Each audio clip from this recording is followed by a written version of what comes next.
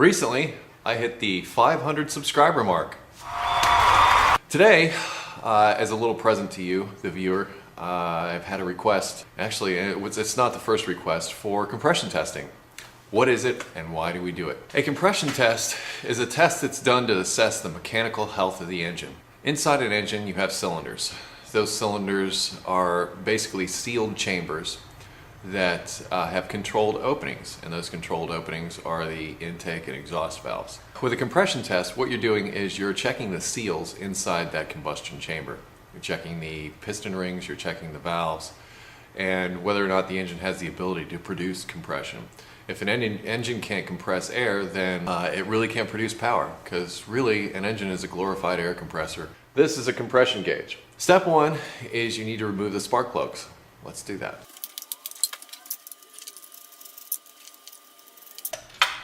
For me, whenever I'm pulling spark plugs out of a car, I want to take a look at them because they're a window into the combustion chamber to give me an idea what's going on. And if you're to a point where you feel you need a compression test, either you've got an engine miss or you don't have the power that you thought you had, that kind of thing, this is a good indicator because these are, as I said, a window into the combustion chamber.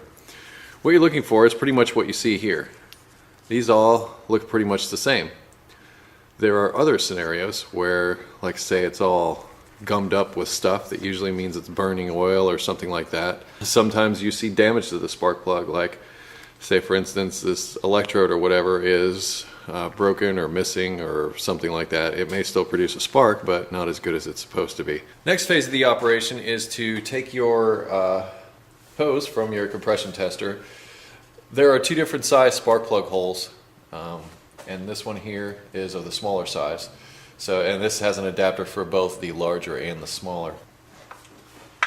I start with number one spark plug, and you can tell number one spark plug because number one spark plug is the one that is closest to the front of the engine. How do you determine that on a V-shaped engine? Well, if you look at a V-shaped engine, you'll notice one half of the engine seems a little bit closer to the front of the engine than the other. And the reason for this is because the pistons are offset. So there's one side of the engine that's actually a little closer to the front than the other. Next, I'm going to take my compression gauge and hook it up. Quite simply. Real quick, before you get in the car and start cranking the engine, it's a good idea to disconnect the ignition system. That way you don't have spark that's not having anywhere to go. So and this car is really easy. I just disconnect the connectors at the distributor. And perhaps it can be the same for you. So look for the ignition system, look for the primary side, and just unplug whatever's there, and it will disable the ignition system. You can also disable the injectors by putting your gas pedal all the way to the floor. This puts it in what's called clear flood mode and turns off the injectors. But in this case, you're doing this so that you don't have gas spraying into cylinders that you're not really using. Next, quite simply, you or a buddy needs to be inside the car to crank the engine. Do a 5 count. What you'll hear is you'll hear the engine turning over, and I usually count to 5 every time I hear the little gallop or skip.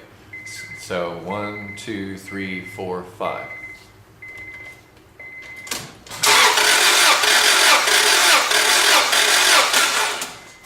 Here's where the academic part comes in. Get yourself a notepad. How many cylinders I have here is 4.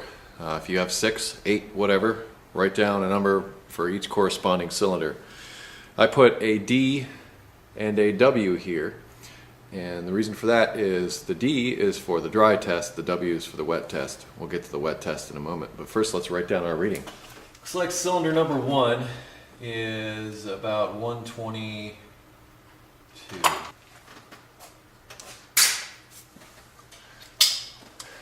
This has a little release on the side of it that lets the compressed air out. Now we're going to do a wet test. You want to perform this test twice per cylinder. Once with nothing in the spark plug hole, and next you want to do it with a little shot of oil.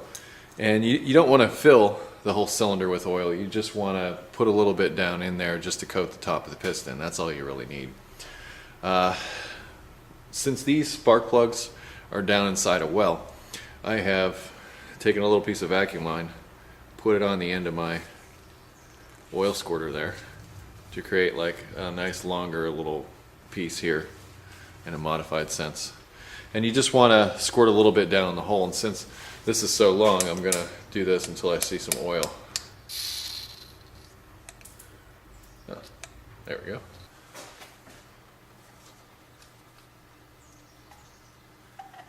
Couple of squirts. That's all you need. Reinstall.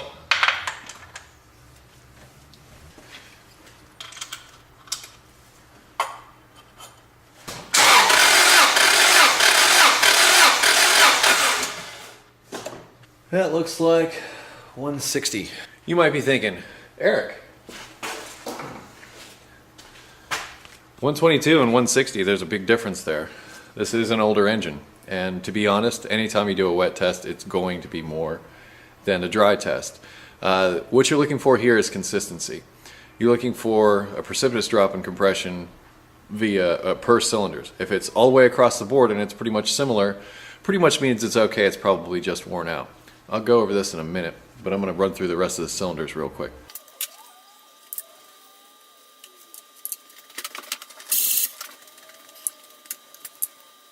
Now let's talk a little bit about what these numbers mean. I have, as you can see there, 122 and 160 on number 1, 120, 145, 145 and 145, 148 and 145.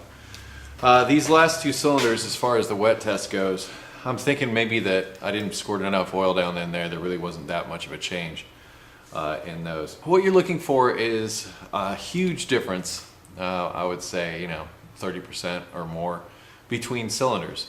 If you see this, and say you have like a rough idle, you can spend all day looking at injectors or an ignition problem or something like that, and it could be something, I don't want to say as simple, but something as simple as a compression problem within the engine, or a cylinder that's not able to keep up with its brothers and sisters over there. There needs to be consistency. An engine is designed to be precisely that. If you want it to run smooth, every cylinder needs to produce the same amount of power.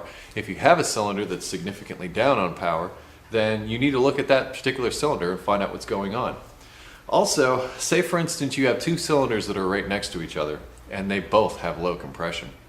I've seen this before, and it's caused by normally a head gasket failure. The gasket will fail between the two cylinders and the compression will go back and forth between them, and those two cylinders will be down. So if you have two cylinders that are right next to each other that are similarly down on compression, then it's a good possibility that that's what you're looking at. Compression loss can come from several different places. It can come from the valves themselves, either being burnt or bent or not sealing properly for whatever reason.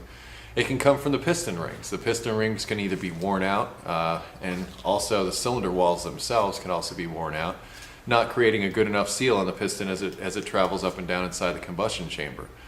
Any number of things can pretty much cause compression to be down.